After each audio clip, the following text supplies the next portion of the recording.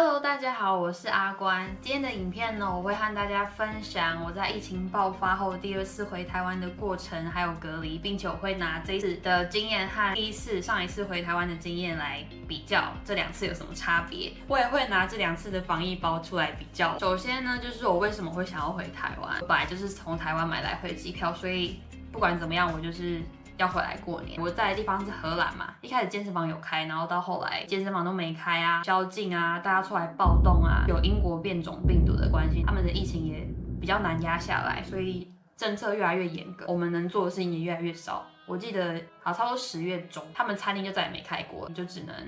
叫外送，或者是自己去超市买东西煮饭。而且我本来是打算1月27还28回来，然后我是订土航来回嘛，所以这次是土航的回程机票。殊不知我的机票被取消，我就打去跟他说，为什么又被取消？还记得我上一次就拍土航买机票的影片嘛？其实我被取消已经算是很有经验了，被取消4次嘛，电话还是一样难打，而且被取消还是一定要打去他们的客服。打去他们才接啊，我说被取消怎么办？他说没关系，我们可以帮你改时间，然后他就帮我改了提早，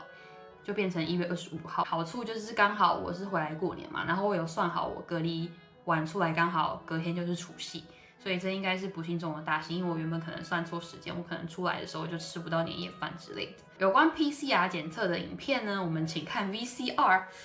今天要去做 PCR 检测，我是怎么找到的呢？刚好在台湾人在荷兰的社团有人问说价钱，因为我觉得价钱真的爆贵，当然也是没有比台湾贵啦，最贵可能到150欧以上，所以我这个找到刚好是119欧，刚好在住的地方不远处，开车大概20分钟可以到。那这个检测是早上11点前预约的话，你当天晚上11点前就可以拿到报告，除非你是礼拜天去检测的话，那你可能礼拜1才可以拿到报告。台湾的规定是说3日以内的报告嘛，所以我就在担心说我是礼拜1的飞机，如果我礼拜6检测，礼拜1晚上的飞机算是3天以内嘛，所以幸好他强调说是工作日，因为可能有些国家他们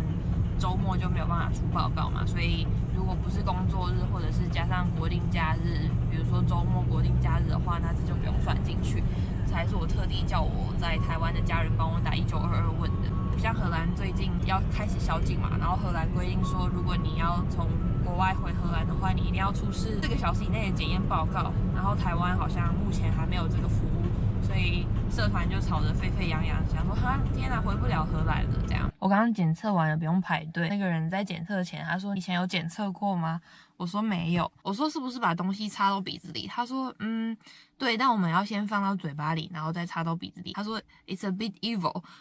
就是有点邪恶的意思。他放嘴巴里我觉得还好，然后放鼻子的时候，干超痛，他还倒数什么5、4、3、2、1，然后我帽子就掉了，蹭一下帽子，现在还在流眼泪，真的插超深的，让我想到以前过敏很严重的时候，医生有一次插棉花棒要帮我通鼻子，可是感觉这个插的比那个还要深，虽然比那个棉花棒还要细一点。所以他说晚上我会接到我的 result， 还在流眼泪。晚上6点半会起飞的飞机，所以我想说大概4点左右到。结果一样 check in 是蛮简单的。我现在已经到我的 gate， 在等飞机。那我觉得刚刚这样子下来，机场非常冷清嘛 ，check in 的速度蛮快，因为我这次订是土耳其航空，他这次在线上不能做线上的 check in， 所以地勤问我说我有没有填防疫申报，我说我还没，因为我还没有我的 C number， 我在家填到一半，我发现要填C number， 所以我就没有填。刚刚经过那个安检的时候都没有人，然后也不用排队，而且我完全忘记我包包里面有1瓶水，可是他们也没有叫我拿出来，也没有叫我，因为平常你都要拿笔电跟拿液体出来，这一次都没有。看我班机目前也是没有到很多人啊，1个小时以内全部就可以办完了。我觉得时间花最久的不是 check in 跟过海关，完全不用排队，时间花最久的是从你check in 的柜台走到登机门，我刚算一下，我大概走了20分钟吧。阿姆斯特丹机场很大，刚刚看名牌的免税店都没开，有开的是那种小小的，很像超市类的才有开，大概只有1/4吧，连星巴克都没有开。好，所以希望这次飞行可以顺利。忘记说，刚刚地勤有跟我要看检验报告，幸好我印出来，因为我听到旁边也是一个台湾人在 check in， 然后地勤问他说你有没有印，他没有印。所以我觉得就是最好是印出来会比较省麻烦。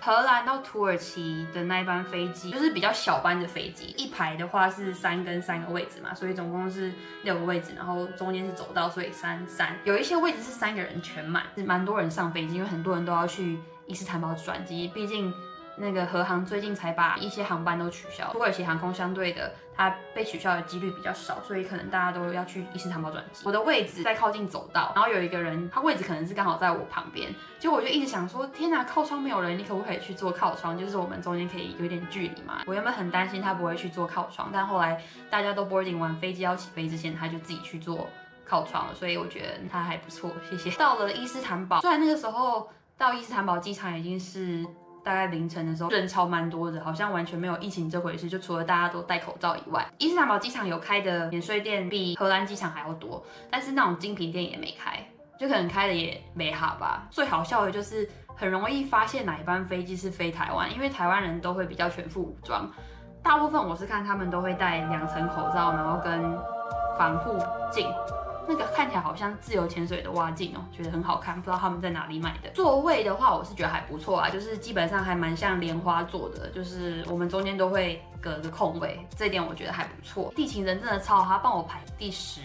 个位置，蛮前面的，因为他一开始就有问我说我要在前面还是后面，我说我想要坐比较前面，结果他就帮我排在我们经济舱的第2排，我们前面就是商务舱这样。我就记得我前面坐2个外国人，他们可能有商务签证可以来台湾吧。一个是克罗埃西亚，一个好像是拉脱维亚人，然后他们就在聊台湾，因为他们都要飞去台湾吧，就是商务签证。然后就说哦，台湾真的是个很漂亮的国家，我就想要在后面一直疯狂点头。他们自己聊天啊，我没有参与到。我也刚好认识到我旁边的要回台湾的一个女生，很巧的是她的家乡跟我家乡很近，加上我们是读同一间大学，所以蛮好聊。他说他要去集中检疫所，所以集中检疫所可能和防疫旅馆相对比较好订。集中检疫很刺激的就是你可能下了飞机到台湾之后，你才会知道你要去哪里，这个超酷的。因为我已经是第2次回台湾，所以我都蛮知道那个日程行程会是怎样。手机要先登录嘛，防疫申报的东西用完之后，除了要 screenshot， 最重要的是你要收到简讯，你要确定你一回台湾之后，你就可以收到简讯，简讯打开之后就会有那个你申请完的表格，这个时候你就要一直给他们看。所以那个是最重要的。刚好我有先请我弟弟帮我把台湾的预付卡给加值，我可以上网，然后我也可以收到简讯，所以我大概是全飞机第1个人出来的。因为刚好就是第10个位置，我在等行李的时候有那个防疫，不是防疫犬，我在说什么？那个叫缉毒犬嘛，对，就是那个狗狗来闻我的行李，所以你不要以为说哦，现在大家可能都在忙着防疫，不会有人检查我的行李。还是会检查，而且可能会检查得更严格，因为没什么旅客，所以你不要带一些违禁品回台湾，比如说什么大麻，还有这样之类的，就是不要带回来。那狗闻得很彻底，它连我的屁股都闻，好害羞。我也很幸运，就是有找到地方隔离，我现在就在隔离的地方，目前是第5天，过得还不错，每天都吃饱饱睡饱饱的。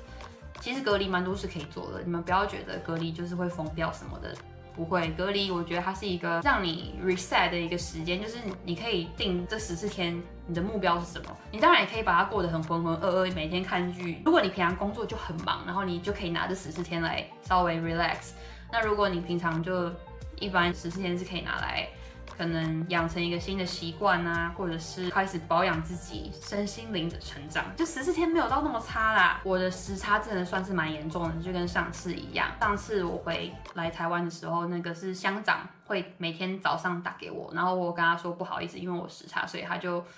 跟我说就是可以下午再联络。但是这一次他们因为我在桃园市隔离，所以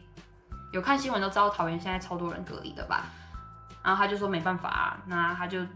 最晚可以早上10点打给我，因为我可能每天早上大概7、8点我才睡得着，时差的关系。他们也是每天会打来关心我的身体状况，然后还有简讯会传，就是我有没有发烧啊，我要回传给他们。而且警察第1天就来我家，我真的觉得很好笑。上一次隔离，警察来我家2次，然后我有讲过原因嘛，第1次是因为我手机突然没电，然后第2次是讯号跑掉。其实我觉得讯号跑掉这个还蛮常发生的，我不知道为什么，不知道是他们系统的问题，还是我的电信公司的问题。那警察那时候就打来，因为我睡死，我是吃安眠药才睡着。你知道，就时差第1天是非常痛苦的事情，然后我又很不会调时差，然后我第1天就是睡死，然后警察就说：“喂，请问是赖小姐吗？”我说：“嗯。”他说：“我现在在你门口。”我说：“啊，为什么？”他说你在家吗？我说我在家。他说那我在社区门口，然后他要我就是从窗户跟他挥手之类，但是我们没有窗户可以看到楼下大门那边。所以警察还是有上来，还顺便帮我送了防疫包，因为我隔天防疫包刚好到，然后警察帮我送上来，帮我拍张照就走了。这次开箱我就不一个一个拿了，因为上次已经看过了吧。我觉得东西其实差不多我发现桃园的是真的比较丰富。防疫包的差别就是妈祖的洗手液不见了，也没有那个什么来自中国的中药汤。那其他好像都差不多。觉得很棒的是，他们都会附那个电子或体温计，因为不一定每个人都会家里有耳温枪啊，或者是防疫旅馆也不一定会提供给你嘛。那这个跟上次一样是绿，还有这个算是购物袋，对，还不错。哒啦，今天是我第5天嘛，那很多人都问我说我隔离完会想要做什么，其实我真的没有什么特别的想法，因为我隔离完也是过年嘛，过年我们还有什么自主隔离，我也不太能出门，所以我就可能会待在家。回来台湾真的很开心，就像很多回国的人都会讲说，台湾防疫真的很好。那我发现两边的差别，因为我们平常就是从国外回来，我们知道外面的状况是怎样。欧洲啊，什么工作有教英文，然后我常常会遇到一些日本人，他们日本人都说台湾的防疫真的做得很好，就像外国人都在夸赞台湾的时候，但我遇到一些少数的台湾人，他们就会说我觉得桃园就是台湾的防疫破口，在国外的台湾人都很想回台湾，就连在国外的外国人也想要来台湾，那就只有台湾人一直在说防疫破口我没有做很好啊，以后稍微满意知足一下好不好？好，那就这样啦。希望今天的影片有帮助到大家。关于回台湾有什么问题都可以问我，欢迎在下面留言。记得按赞分享，面可以追踪我的 Instagram 是比较偏向健身的，还有我最近有 Podcast， 虽然有点久没有更新了，但是我会更新的。还有我的粉丝专页，大部分都是旅游的，虽然我们现在不太能旅游。好，那就这样啦，下次再见，大家拜拜。